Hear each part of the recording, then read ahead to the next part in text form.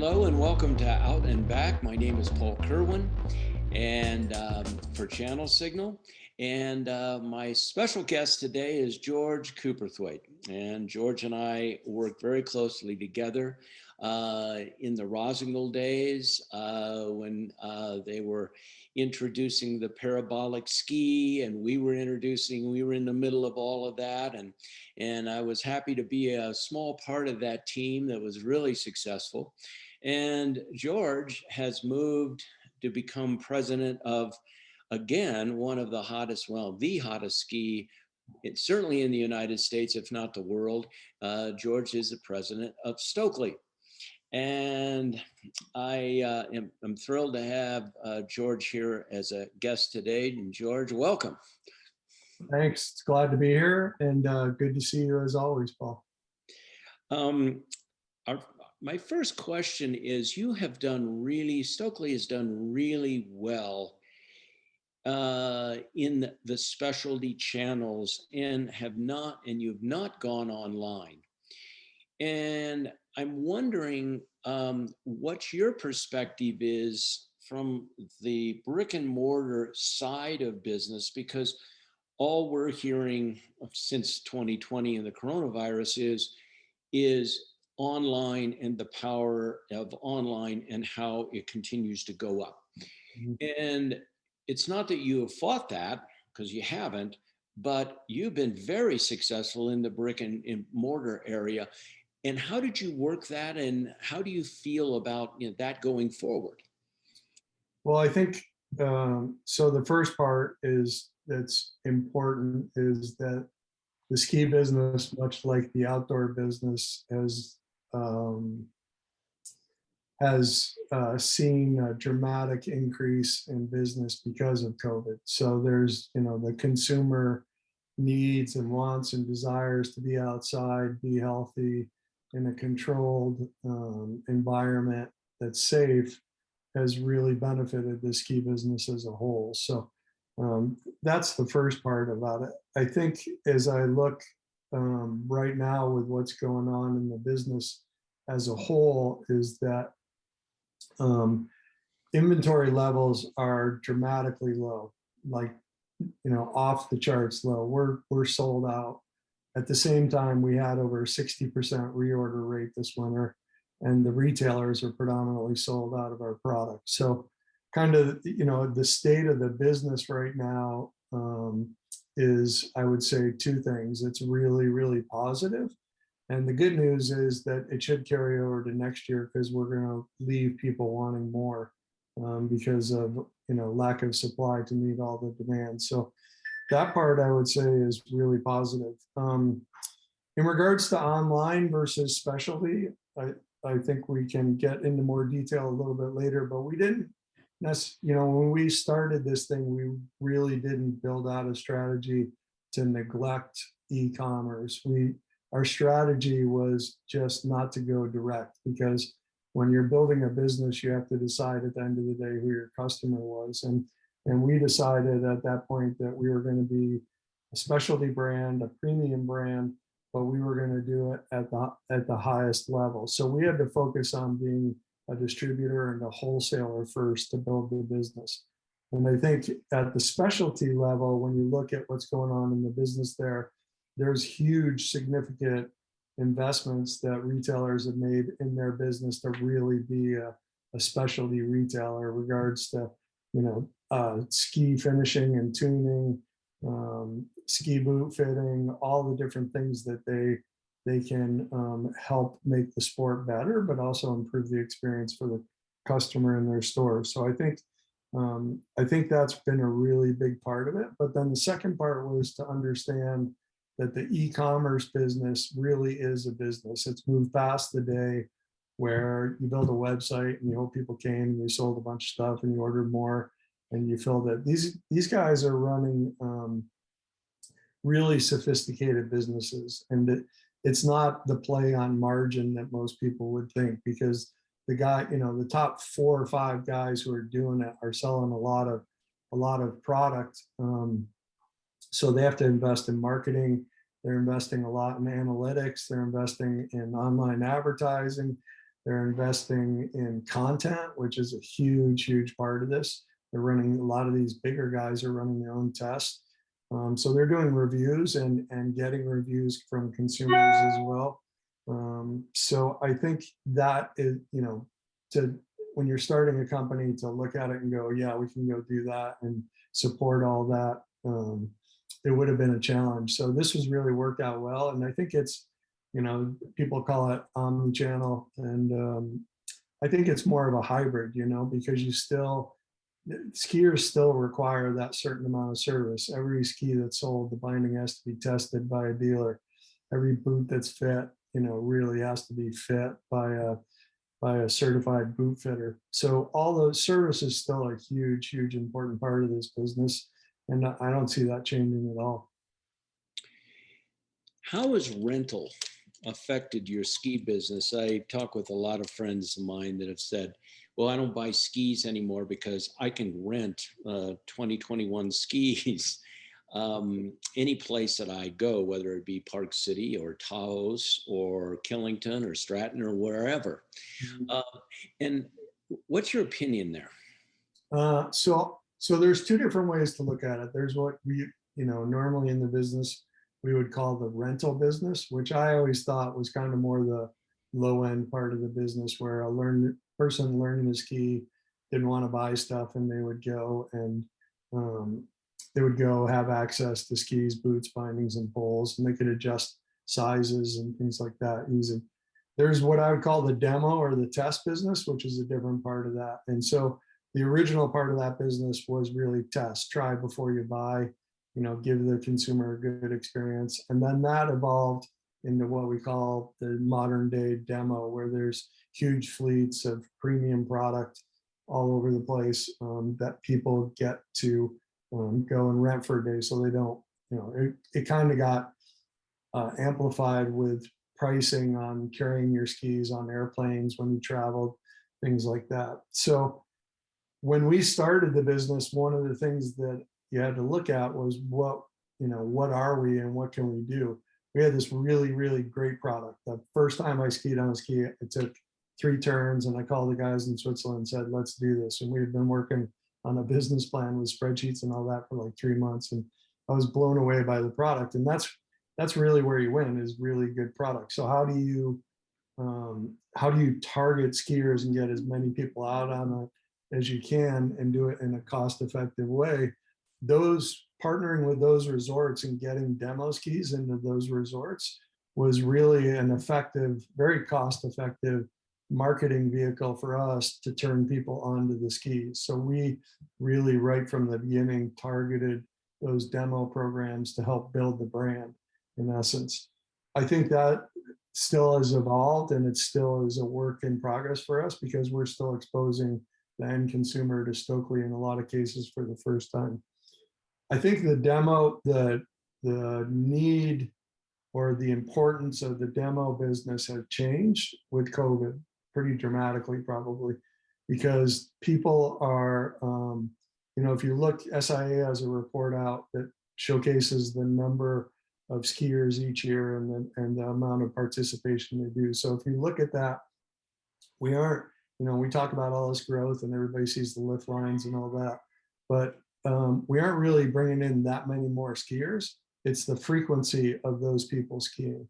And so as those people start to ski more and more, there's obvious value in owning your own pair of skis, but there's also that sense of comfort of not knowing what, having your own pair that you're going to take there with you, and they're going to give you a good day, as opposed to pulling up to the rental demo shop and hoping they have what you want in your size, because the amount of people there is more and the inventory is less, so it makes it harder. So, the idea of having a good pair of skis that improves your game or your skiing day is really important. And so I kind of always look at it like, if we're going to be really successful in building this premium brand and we have this really good product, it would be like going to Augusta to play on the golf course there and renting golf clubs, right? That wouldn't, I got a slice that I can't get rid of, and I'm pretty sure these rental clubs aren't going to take care of that slice. So you want to bring your stuff so you have the best day. So I think it's been a positive. COVID's it's kind of tilted that model a different direction for sure. So what I'm hearing is it's kind of like a funnel where a beginning skier comes, or even an intermediate skier comes, rents skis, then the next year or so loves the sport, comes back, demos skis, and says, "Okay, now I'm ready to buy." So it's kind of a marketing funnel that does make sense, especially for Stockli, because Stockli is, it is certainly a high performance ski, but it makes even intermediate skiers ski better. And that's great. Another thing that you mentioned, which is really interesting, is the lift lines. And that's another thing I want to talk to you about this industry is, I know the ski industry, particularly the manufacturing side, has done well because of Corona and the virus and being outside and skiing and those kind of things. In the Western resorts, and I think it's also happening in the Eastern resorts, it is incredibly crowded. As you know, I live in Park City, and the two resorts here are really crowded to the point where Vail recently, there was a petition out and 40,000 people signed it to say things have got to improve with regard to that ski experience. And are you seeing that happening across the country? Yeah, for sure it's happening. And look, I'm the first guy to say, I think the things like the Epic and Icon passes have been great for the sport. So, but when you look at that, and I think look at the big picture, first you have to keep in mind that we still have a pandemic going on, and that touches every part of every business in the world right now, and you can't control that. So I'm a little bit more tolerant of these big resorts and the lift lines. And I would also say, having skied for 55 years, lift lines have always been a part of this sport. And people can get mad, but it's part of the social aspect of the sport too, which is good and why people like it.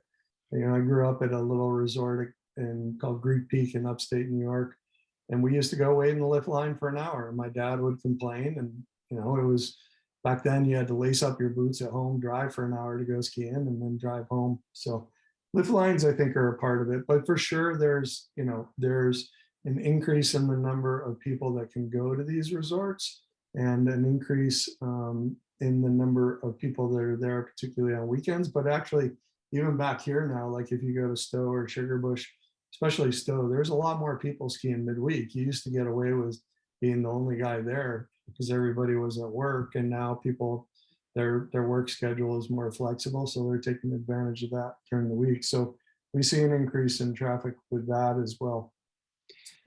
But I also think there's one other part to that that's really important, and it's a growth potential for the industry. We always, we've gotten in this structure where we talk about ski resorts all the time, ski resorts, ski resorts. There's this other thing out there called ski areas, which don't have a resort, which, like if you look at just at upstate New York, there's over 40 ski areas in upstate New York, and nobody would say any of those is a quote unquote resort that would rival a Park City or a Deer Valley. So what I think you'll start to see is that as skiing becomes a passion for more people again, that's the opportunity for those ski areas to make a comeback. And I think they are, as the sport, gains momentum and enthusiasm. So, we almost look at it from a business perspective like that. We've gone after these resorts and we're doing really well. And the number of skis that we're doing there is really good. Now we got to go after these ski areas, and we got to develop almost a different marketing plan of how we grow the business at those ski areas so that you can support more of the city shops too. Yeah, I grew up in Michigan, skiing in Michigan anyway, and we didn't have a run that was over 500 vertical feet. But as a young boy, I couldn't believe how much fun I was having. And so to your point, and I think this is one of the reasons why Vail and some other syndicates are actually buying these smaller satellite resorts, is because they could be feeder resorts to the larger resorts. But I think what you're saying is it could go the opposite way too. Let's not go to Vail in Colorado this year. Let's just stay home because we're having a good time skiing at our local resorts. Or maybe it just makes that person, and I really think this is the other part of the Epic and Icon Pass. It's a membership, right? So once you have one, even like in Vermont, where I have both the Epic and the Icon Pass, I can go ski at Mount Snow, I can go ski at Okemo, I can ski at Stowe, I can ski at Sugarbush. And I feel like those are my home mountains because I don't have to go get a lift ticket. I don't, it's a totally different experience when you take that part out. And I think the other part is, the pricing has come down on the season ticket part, but the cost to go skiing at those resorts hasn't necessarily come down with it. You still got parking, you still got food, you still got the opera, you still got the cost of the equipment to go there. So I think it's a really good motivating reason for people to commit early to the sport, obviously, but then B, to make sure that they get the value back out of what they put into their investment, right? And they track the number of days. And to switch gears back a little bit, as you know, Channel Signal, we collect and analyze product reviews for brands. And one of the things in our research that we've come up with that surprises us is that 50% of people read product reviews while in a brick and mortar. yeah. And although you really don't have a big presence there, do you think that customers are reading reviews from other brick and mortar sites that post reviews on Stockli? Yeah, that's huge. I mean, I don't think customers listen as much. They definitely don't listen to the companies as much as they used to, or trust, the supplier as much as they used to. They rely on third-party reviews, and that's where, the what I would call the modern sports marketing model has evolved, right? Where you have, the influencer strategy. So you hope that you get those guys at the top and they're showcasing their product and explaining to the customer why it's really important. But just as important as that is the customer who went in and paid full price and bought a pair and had this great experience and is willing to tell everybody about it. And I think skiing more so than any other sport probably relies on that, because we definitely have skiing and how you build a brand is part of what I would call the cocktail party collusion.